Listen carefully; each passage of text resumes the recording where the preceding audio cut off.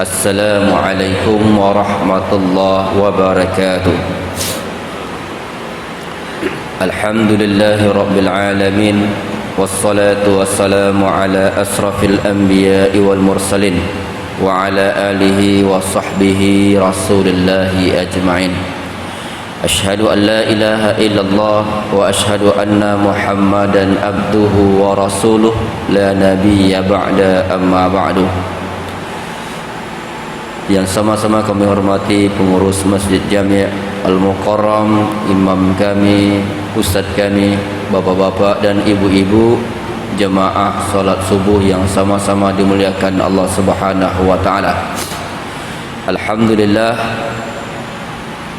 Allah masih memberikan nikmat iman, nikmat Islam, yang mana pada subuh kali ini kita masih diberikan kesempatan, kekuatan untuk berubudiyah kepada Allah Subhanahu wa taala. Salawat serta salam kita peruntukkan buat kedua hasanah kita Nabiyyuna Muhammad sallallahu alaihi wasallam. Allahumma salli ala Muhammad wa ala ali Muhammad. Mudah-mudahan dengan salawat yang senantiasa kita ucapkan kepada Rasulullah sallallahu alaihi wasallam menjadi umat yang diberikan syafaat nanti di yaumil akhir. Amin ya rabbal alamin. Bapak-bapak dan ibu-ibu jemaah salat subuh yang sama-sama dimuliakan Allah, di dalam surah Ali Imran ayat 36 Allah Subhanahu wa taala berfirman, Bismillahirrahmanirrahim. فنادته الملائكة وهو قائم يصلي في المحراب أن الله يبشرك بيحيى مصدقا بكلمات من الله وسيدا وحصورا ونبيا من الصالحين. Dalam surah Ali Imran ini Allah Subhanahu wa taala menyampaikan kepada kita tentang hal-hal yang dilakukan sebagai orang tua atau calon seorang ayah ketika diberikan zuriat ataupun anak. Maka ada beberapa adab yang harus dilakukan oleh orang tua ketika Allah berikan karunia tersebut. Tak semua orang mendapatkan ketika melalui masa pernikahan. Ada yang langsung diberikan momongan, ada menunggu beberapa tahun bahkan puluhan tahun, seolah-olah tanpa sadar bahwasanya itu adalah karunia Allah Subhanahu wa taala. Ketika ada di antara saudara kita yang menginginkan tapi belum sampai hari ini mendapatkan, maka bersyukurlah kita ketika kita sudah dijadikan oleh Allah nikmat yang besar. Ada yang memanggil abi, ayah, papa, bapak dan lain sebagainya, dibandingkan ada beberapa saudara kita yang mungkin dalam rumah hanya seorang suami dan istri saja.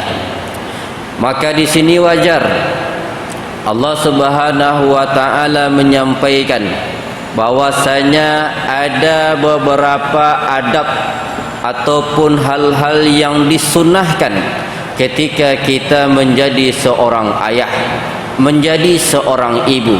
Yang pertama, sebelum masa kelahiran ada yang harus kita sebutkan bahwasanya ikhtiar kita sudah.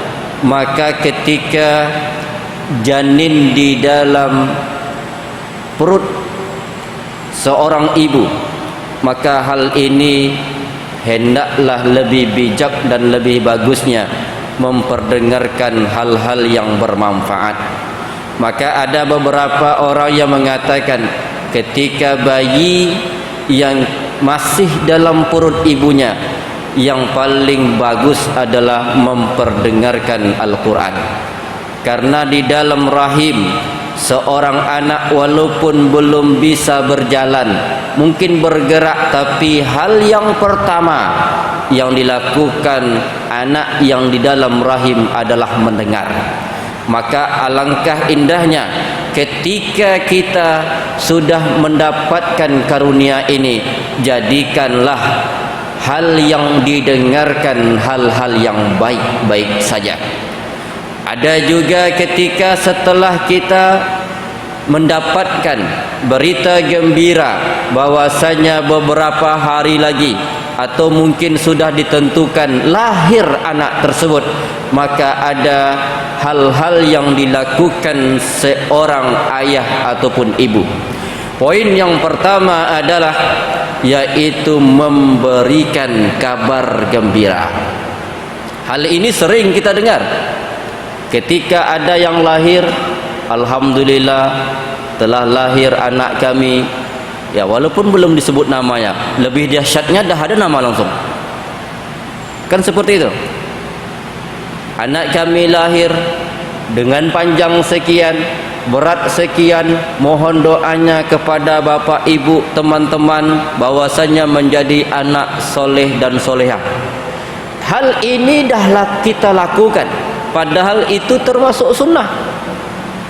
Tanpa sadar kita bahwasanya itu dah sunnah yang kita lakukan, yaitu memberikan kabar gembira sesuai dalam Al-Quran surah Ali Imran ayat yang ke-39. Fanadathul malaikah, yaitu kata Allah Subhanahu wa taala, malaikat menyeru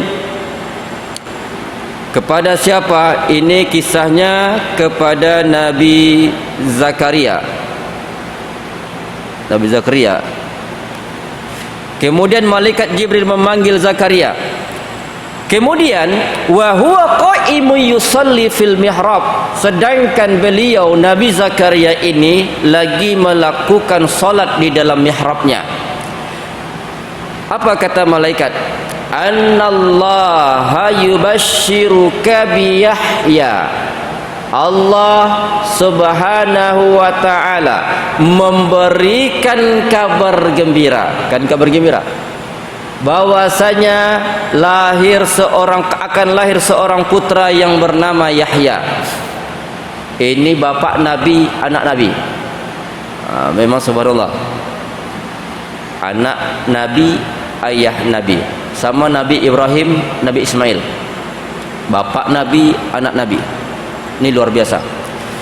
Lahir seorang anak yang bernama Yahya, musaddiqan bi kalimatin minallah wa sayyidan wa hasuran wa nabiyyan minas salihin, yaitu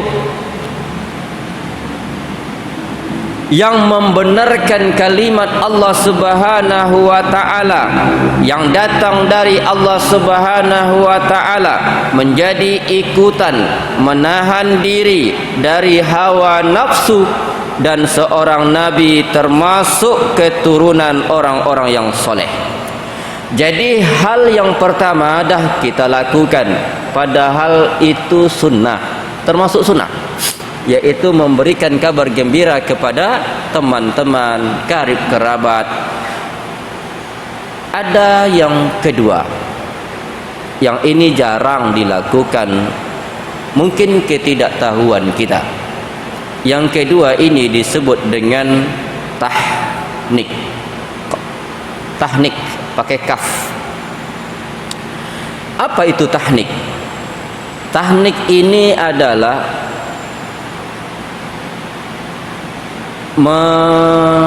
melembutkan korma dengan air liur orang tua. Mungkin tak orang tua atau ayahnya mandah kerja boleh diwakilkan kepada orang yang soleh menurut dari keluarga tersebut. Ini orang soleh nampaknya, berarti minta tolong di tahnik. Tahnik itu kita ambil korma, buang biji dulu, jangan bijinya nanti tak akan lembut-lembut dia, betul-betul lembut sampai kulit ari itu memang tak terasa. Itu tahnik namanya. Ambil beberapa biji, kemudian kita lembutkan dengan mulut. Maka yang lebih baik itu memang ayah, yang terbaik ayah. Kecuali ayahnya tak ada ataupun lagi kerja, tak mungkin pulang cepat, mungkin boleh diwakilkan ke orang lain. Karena apa bapak dan ibu yang dirahmati Allah? Karena ketika orang tua yang mentahnik itu banyak manfaatnya. Salah satunya apa yang diucapkan, diperintah, dilarang itu cepat didengar oleh anak. Terasa di saya. Anak pertama tahnik, yang kedua tahnik, yang ketiga tahnik. Walaupun dia dalam hal hanya berhukum sunnah, tapi manfaatnya banyak. Kalau tak ditahnik macam mana? Tak ada masalah, tak pula berdosa kita. Cuman ada manfaat yang luar biasa. Terus yang tahnik ini, kalau seandainya operasi kan, tentu ibu boleh jadi sadar ataupun tak sadar. Yang jelas setelah dibersihkan bayi ini, maka akan diberikan kepada ibunya untuk menyusui. Sebelum menyusui, yang pertama dimasukkan ke dalam mulut bayi adalah tahnik korma. Dengan korma tahnik itu, enggak dengan madu. Kalau tak ada korma boleh dengan madu, tapi kalau madu tidak bercampur dengan air liur bapaknya. Makanya tahnik tadi itu istimewa dia. Dan untuk korma daerah Duri bukannya hal yang sulit. Dah banyak korma sekarang. Jangankan korma-korma yang langsung dari negeri Arab ada di sini. Tak ada yang mustahil. Tinggal mencari korma, tak perlu banyak, tak bisa 1 kilo, beli 1/4. Yang jelas posisikan ketika dah tahu lahirnya, dan ini kapan perlu, bagusnya itu ketika dah di rumah sakit ataupun di bidan ya, beberapa jam atau beberapa menit melahirkan, itu dah dipersiapkan tahnik tadi, korma yang sudah dilembutkan dengan mulut orang tuanya.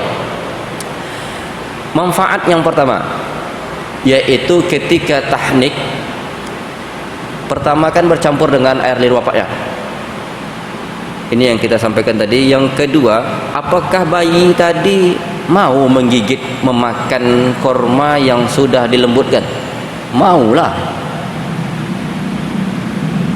Kenapa saya bilang mau? Karena kita dah melakukannya. 3 anak kita dah tahnik semua ya. Bahkan 1 korma itu nggak cukup, nambah lagi dia. Macam mana kita tahu dia nambah pendaknya? Kan nampak lidahnya keluar-keluar, tapi betul-betul lembut. Makanya memang agak jijik dikit nampaknya. Tapi apalah salahnya anak bayi yang memakan tahnik kurma yang bercampur dengan ludah bapaknya sendiri? Apa pula yang disebutkan jijik? Diambil dengan mulut kita, diberikan kepada anak tu. Sekilas jijik dia, tapi itu subhanallah memang habis ya. 1 kurma tu kadang tak cukup. Apa manfaat yang berikutnya? Manfaat yang berikutnya ini bukan isapan jempol. Di RSUD anak saya yang lahir yang nomor 2, nomor 3 di Permata Hati, rata-rata subhanallah takjub. Karena ketika dah kita masukkan korma tadi ke dalam mulut si anak, itu kayak keluar bongkahan ya, maaf, pupnya, bongkahan yang hitam luar biasa, ternyata bisa membersihkan bagian di dalam perut si bayi. Kalau dah sunnah pasti manfaat, tak ada yang tidak ada manfaat. Kami dia telanjur Ustaz, apa perlu nambah? Jangan pula, nanti marah pula orang rumah. Tak perlu seperti itu. Jadikan ini, sampaikan kepada saudara kita yang lain. kepada saudara kita yang mungkin yang baru dalam pernikahan, nanti kalau dah ada dapat momongan, sebelum itu siapkan dulu tahniknya. Ya, tahnik ini subhanallah luar biasa manfaat yang kita rasakan. Ya, salah satunya itu, kalaupun ada pertengkaran, cekcok dengan anak kita, kan ada yang pernah kita dengar, kami kalau seandainya ada anak minta sesuatu tak dibelikan, itu mau seminggu kami tidak ditegurnya Ustaz. Ada, saya dapat informasi seperti itu. Anak-anak dia biasanya dituruti kehendaknya, tahu-tahunya kebetulan orang tuanya tak ada duit, tak, atau mungkin sengaja tak dibelikan. Akhirnya apa? Sampai seminggu anak tu tak negur bapaknya. Dan demi Allah, makanya demi Allah, kita juga punya anak, dan ketika saya tak menuruti keinginan mereka, memang marah sih marah, wajar kemarahan, tak dapat kehendaknya kan, itu tak lebih 5 menit itu dah negur balik. Yakinlah, cobalah tahnik kalau tak percaya. Karena yang pertama masuk ke dalam mulutnya adalah air liur bapaknya, bercampur dengan korma. Dan ini yang banyak ditinggalkan sunnah ketika Allah berikan karunia kepada kedua orang tua.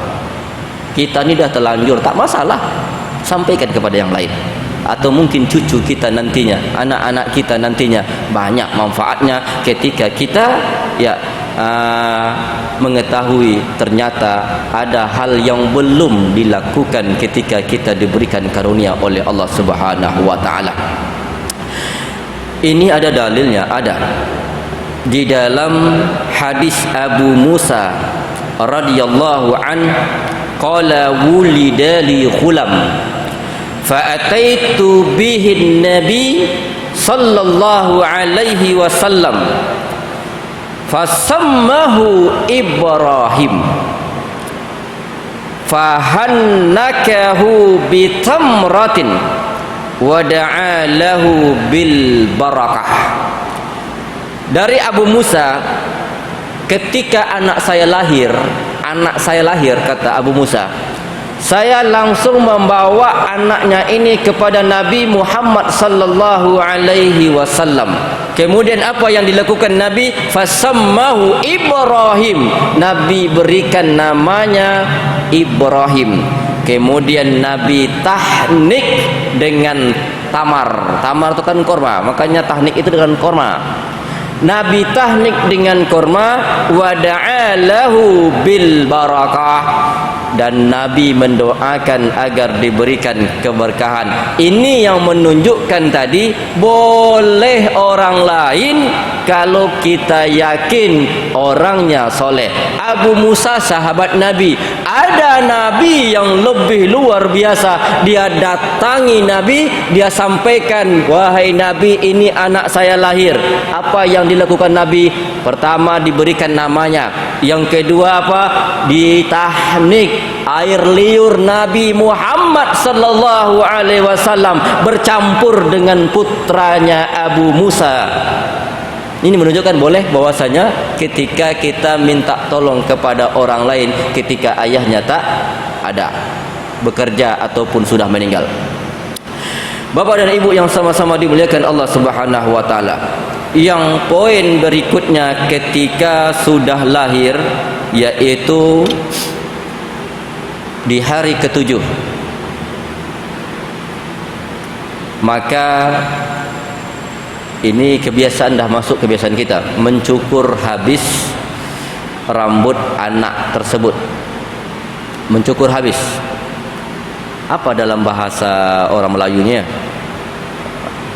Kan ada kumpul-kumpul, nanti dipotong-potong rambutnya, ya, subhanallah.